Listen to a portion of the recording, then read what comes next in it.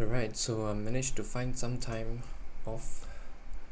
Right now it should be pretty late in my area, so I'm just gonna go through a brief analysis of on the higher time frames. Okay, so if we jump to the ES chart, right, because we have more data right here, this is the continuous ES chart. Okay, we're still within this dealing range as I have previously annotated. Okay, and within this dealing range, we are trading around equilibrium.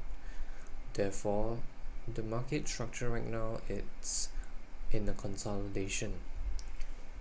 Usually in the consolidation, there is always undecisive market conditions, and it's not, how would I say, trading is much more harder during these conditions, because most of the times the analysis will be 50-50. I would say, like, during this range down here, it's either here or here, but you wouldn't target this extremes. Okay, it's all within this area here. So what I'm looking for is price to expand either higher or lower, right? I want to see that expansion, and I think we might get it soon enough. Okay, so when we get expansion,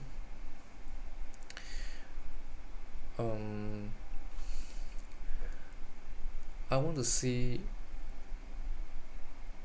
see some, how do I say, I want to see some levels getting hit before the expansion sort of turns into either a retracement or reversal. Okay, so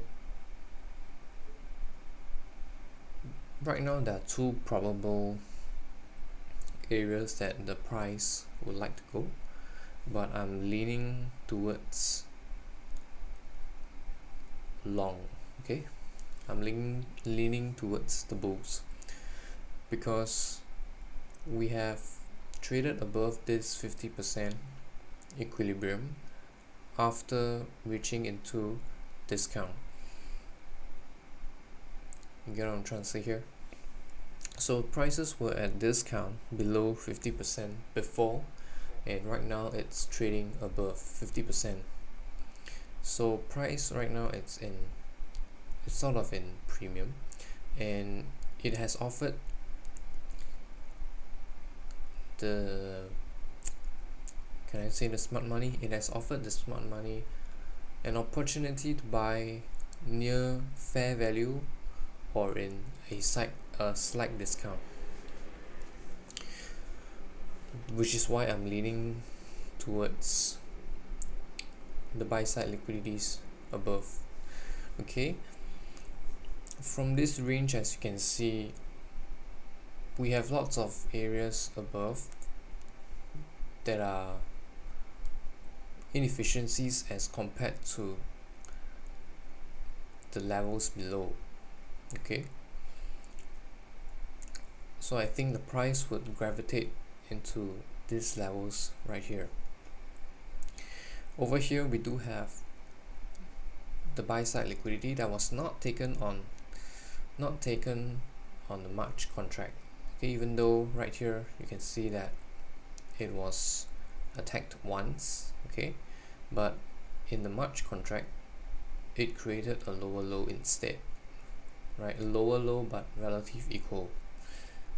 I mean, not lower low but lower highs but relative equal highs. Okay, so that could be the next draw on of liquidity. Okay, I want to see this fair value gap close for the price to be able to breach up higher, and I think the first objective would be 50% of this week, and then after that the buy side.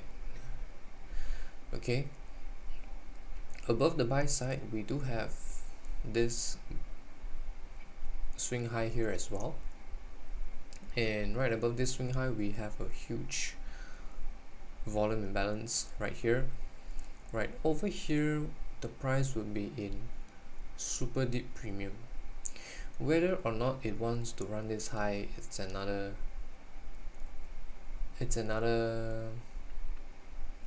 how would I say, it's another scenario. Okay, it might want to, because above this highs there is this small fair value gap right here, small CB right here that was untapped.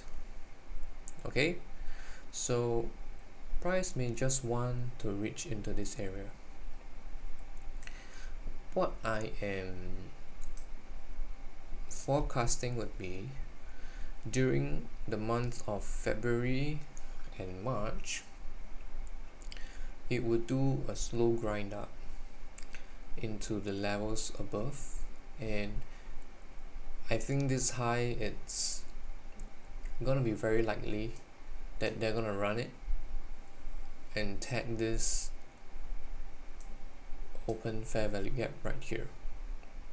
Once it does that, I'll be looking for the market to drop like this over here.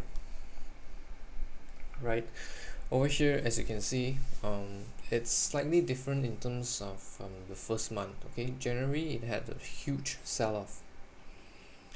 Into February, some sort of retracement, and then the second half of February, another sell-off, creating relative equal lows down here during March, and rallied in the second half of March to take out this relative equal highs, filling this fair value gap right here, and after which it broke down, heading into May. Okay, that is what I'm expecting here. And if we were to watch this high or this highs here, I would want to look at the two other indices, which is the Nasdaq and the Dow Jones. Okay, one of them is gonna fail to take out the highs, right? If we were comparing 16 August, Dow Jones already took that high. Nasdaq so far away from that high, whereas ES not as far as Nasdaq, but still quite a distance away. So that is an area that I want to look at. Okay, and as you can see over here, what is Nasdaq doing? It's creating all these relative equal lows that the retails are gonna see it as support.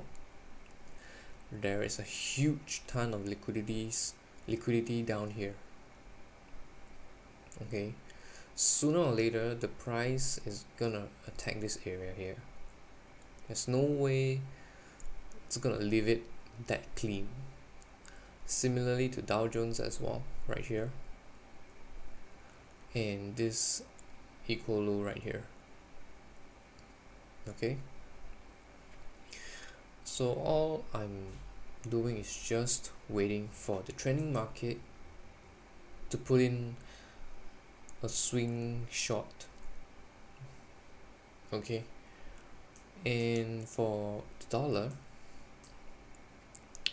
it's consolidating, but I believe that it's gonna come down to take out this swing low, even though last week it left it open.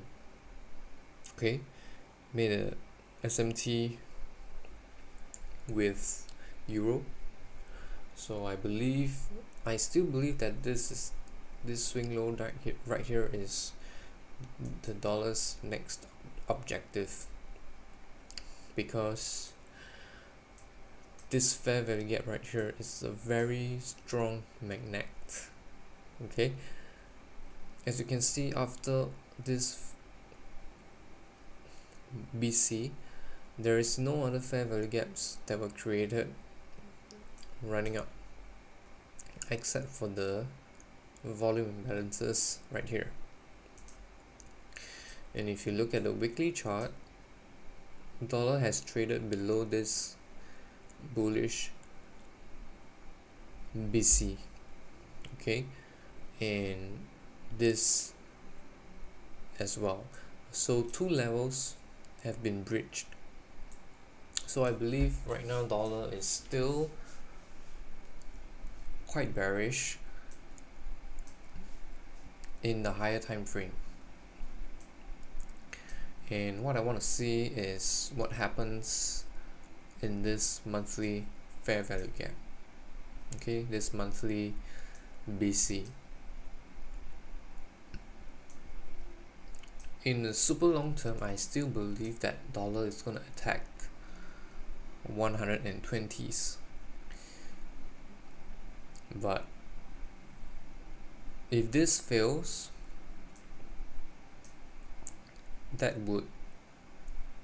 then I would be slightly concerned with my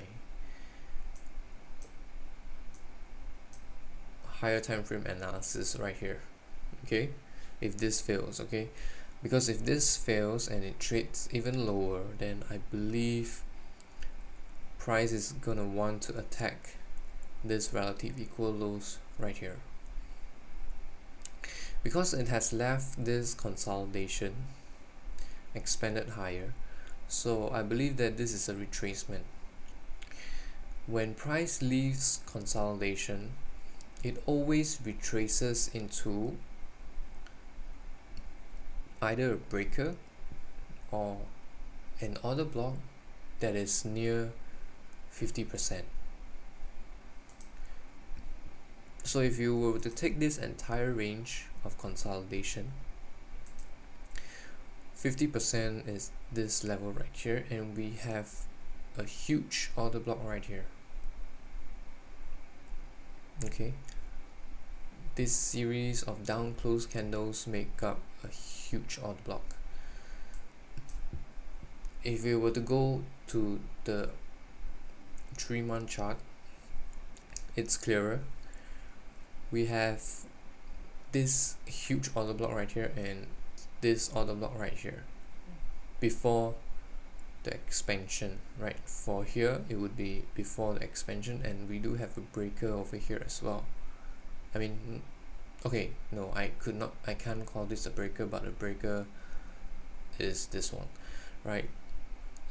Took out the sell side, pushed higher. So this huge green candle right here, this is the breaker, and in line with the breaker we have this order block right here. And if you were to just take the opening of this order block, it would be at 99, and if you look back, we are in this range here. It's within this range, that's the open. But if you were to use the high would be 100. So it comes right about 50% of this CB right here, 100, which I have also marked out over here. Okay, wait, hold on a second, let me just, yeah, no, it's the wrong level that I've marked, because it should be 100. Oh yeah, it's 100.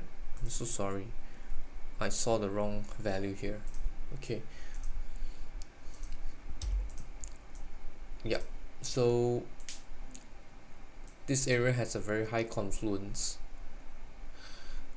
so I'll be just watching, right? Other than that, there's really nothing else to talk about, because the price is in consolidation and I will only get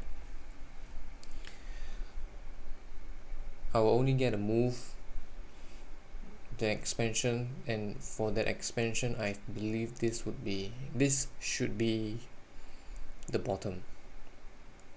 It should leave these lows untagged, right? As I've mentioned before, in a consolidation, once it expanded out of it, when it retraces, you want to see a strong reaction of the order blocks or the breakers. Okay, in this case we have this order block right here. This is the biggest down close candle on the daily, biggest down close candle, because the rest of the candles after that traded within the range of this candle. As you can see, the opening is the 50%, right? Close enough to 50%. If you just draw a line using this red line down here, this was where the price was supported. Okay, over here I think this is valid as the breaker, right? It took out the sell side and then it traded higher, taking out this swing high and traded above.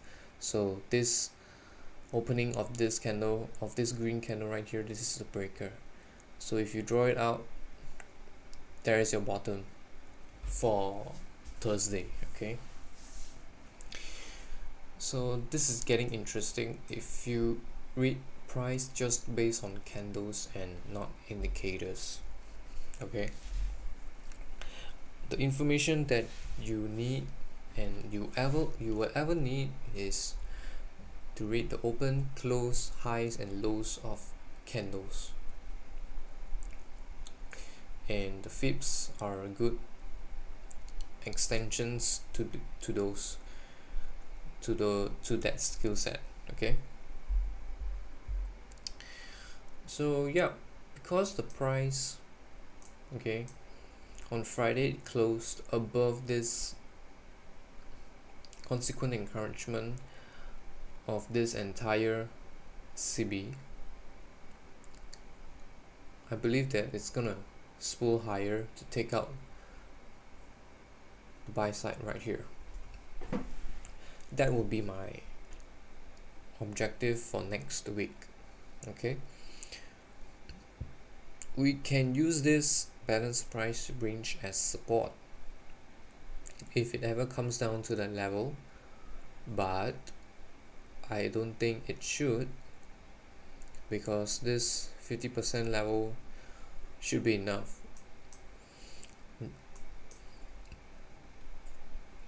Right, this is the balanced price range. 50% is this level right here, right? So as I've mentioned on, I think it was early AM session Friday or Thursday, I'm not too sure, but I've mentioned that I would favor price to get into this level right here. I would favor longs into this level here, because we left huge inefficiencies heading down, and Thursday plus Friday,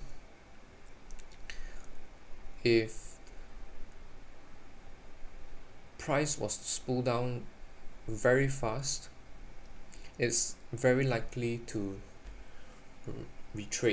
reverse on Thursday, and retrace on Thursday and maybe reverse on Friday, and that's what we got. Okay, and yeah, I don't think this would be needed. Like, I don't think the price needs to trade below to this daily balance price range before reaching higher, because we have closed above this small little fair value gap right here, and it could use this to send it higher. Okay, first objective would be this fair value gap right here, and after which this relative equal highs over here. that is my bias for next week. When you zoom out and take a closer look, this seems like a market maker buy model. Okay, and yeah, I think that's about it.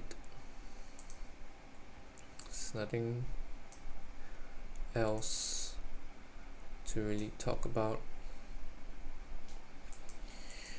Just gonna make sure that I covered the things that I want to cover, and yep, that's it. So I hope you find this useful, and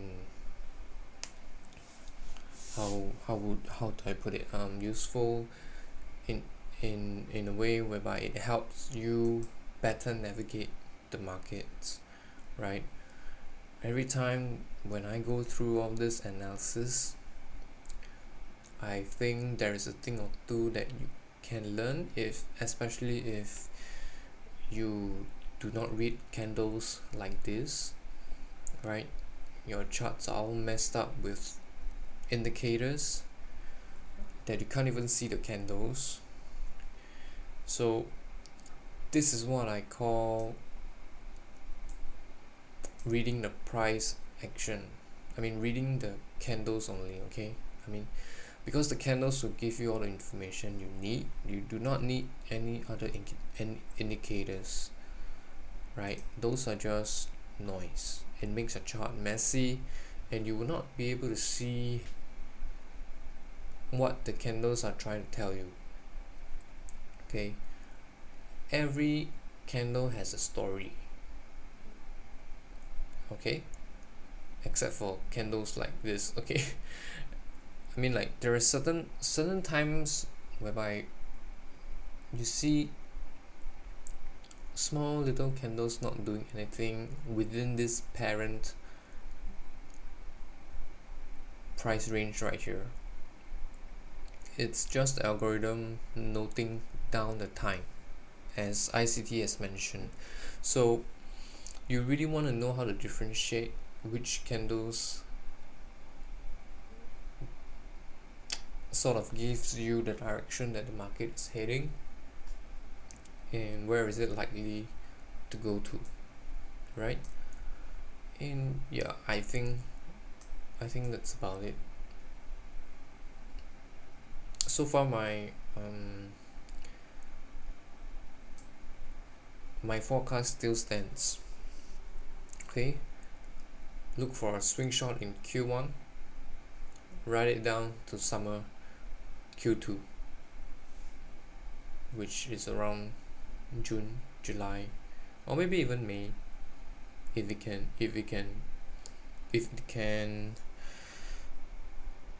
give us a huge speed down. That would be nice. Okay, like what it did right here. It only took half the month to take out this relative equal lows right here, just half the month. Okay, so yeah, that's all for today.